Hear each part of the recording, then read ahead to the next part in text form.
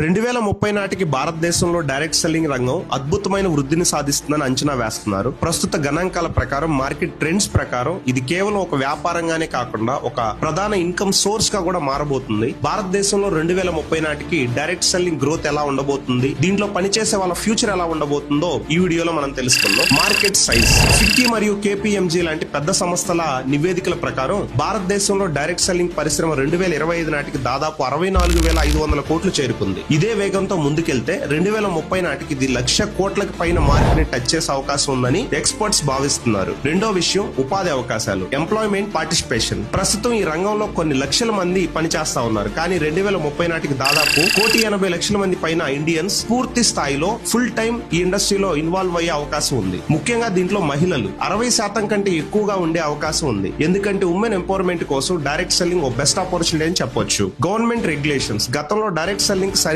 చట్టాలు లేవు, కానీ ఇప్పుడు భారత ప్రభుత్వం consumer protection direct selling rules 2021 వచ్చిన తర్వాత ఈ చట్టాలు చాలా కఠినంగా ఉండడం వల్ల మోసపూరిత కంపెనీలు, మనీ సర్క్యులేషన్ స్కీమ్స్ ని మెయింటైన్ చేసే కంపెనీలన్నీ కూడా క్లోజ్ అయ్యి నిజమైన ప్రొడక్ట్ బేస్డ్ కంపెనీస్ లో ప్రజలు జాయిన్ అయ్యి పని చేస్తారు. అండ్ ఆ కంపెనీస్ కి గౌరవం, నమ్మకం కూడా పెరుగుతుంది. 2030 నాటికి ఇది అత్యంత సేఫ్ ఆపర్చునిటీ కెరియర్ గా మారబోతుంది. దీని యొక్క మెయిన్ గ్రోత్ కి కారణం డిజిటలైజేషన్. సోషల్ మీడియా ఎక్కువగా జనాలు యూజ్ చేయడం వల్ల ప్రొడక్ట్స్ ని ప్రమోట్ చేయడం కానీ, టీమ్ బిల్డింగ్ కానీ చాలా సులభం అయిపోయింది. విధంగా ఉండాలి, డైరెక్ట్ సెల్లింగ్ లో మీకు ఒక మంచి ఫ్యూచర్ ఉండాలంటే టెక్నాలజీని వాడడం నేర్చుకోండి. పాత పద్ధతుల్లో కాకుండా Zoom calls, WhatsApp marketing, video content create చేయడం, చిన్న చిన్న వీడియో ఎడిటింగ్ చేయడం కావచ్చు, ఇలాంటివి ఖచ్చితంగా బిజినెస్ లో నేర్చుకోండి. సరైన కంపెనీని ఎంపిక, సరైన కంపెనీని ఎంచుకోవటం. 2030 వరకు నిలబడే బలమైన ప్రొడక్ట్స్, ఎథికల్ ప్లాన్ ఉన్న కంపెనీస్ లో ఉండండి. స్కిల్స్. కేవలం ప్లాన్ చెప్పడమే కాకుండా టీమ్ మేనేజ్మెంట్ మరియు కమ్యూనికేషన్ స్కిల్స్ పెంచుకునే విధంగా మీరు ముందుకెళ్తే ఒక మంచి గ్రోత్ ని మీరు పొందొచ్చు. భారతదేశం ప్రస్తుతం ప్రపంచంలోనే వేగంగా ఎదుగుతున్న డైరెక్ట్ సెల్లింగ్ మార్కెట్లలో